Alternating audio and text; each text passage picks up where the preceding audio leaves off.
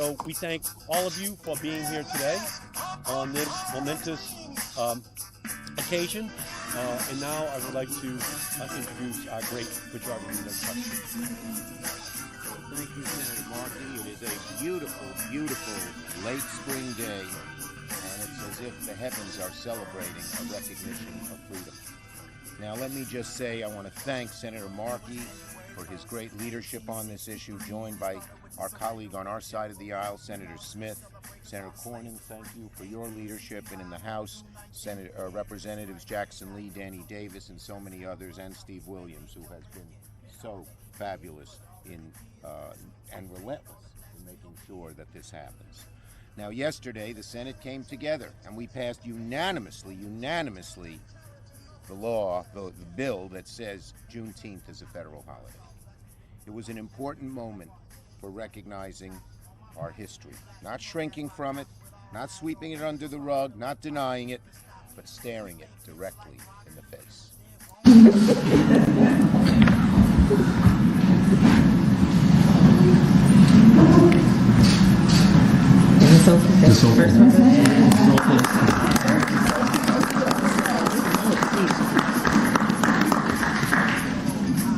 Never understand how Barack did this.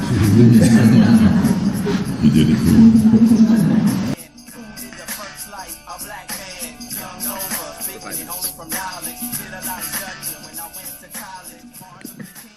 Mr. Speaker, I rise to pay tribute to the Reverend Dr. Ronald Myers, who was one of the real reasons that President Biden was able to sign into law Juneteenth as a national holiday. Reverend Myers was founder of numerous medical and cultural organizations and a committed physician, serving the poorest Americans through clinics in Chula, Belzoni, Yazoo City, Indianola, Greenville, and Tupelo, Mississippi. Doc was also a jazz musician, composer, and human rights activist.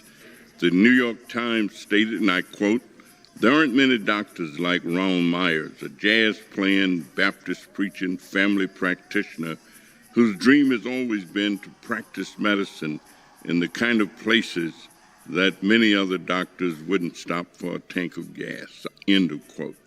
In 1994, a group of community leaders from across the country gathered at Christian Unity Baptist Church in New Orleans, Louisiana, to work for greater national recognition of Juneteenth, a holiday celebrating the end of slavery. Dr. Myers was elected chairman of this advocacy effort, which led to the establishment of the National Juneteenth Observance Foundation and his recognition as the leader of the modern Juneteenth movement in America. Doc was instrumental in the passage of 45 of the 49 state and District of Columbia pieces of legislation naming Juneteenth as a day of observance in this country. Working with the Congressional Black Caucus, which included Illinois Senator Barack Obama and Representative Danny Davis, he sought legislation to recognize Juneteenth independence.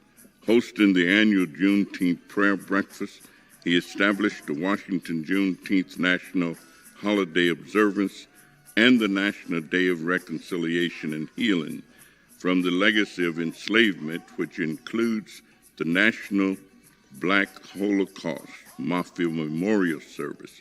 Dr. Myers organized the National Association of Juneteenth Jazz Presenters and the Fellowship of Creative Christian Jazz Musicians.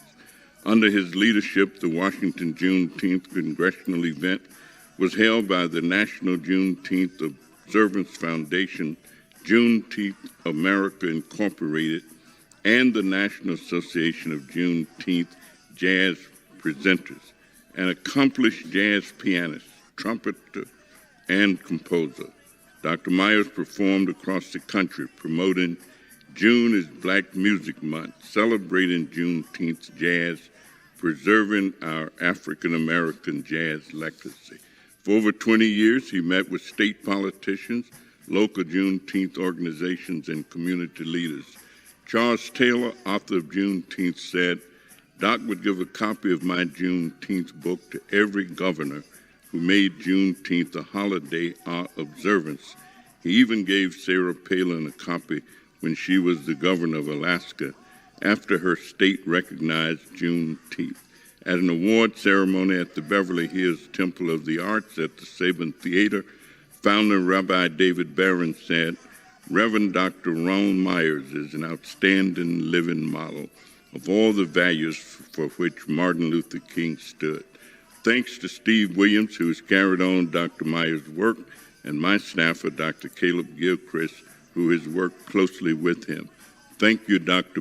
Myers, and may you rest in peace.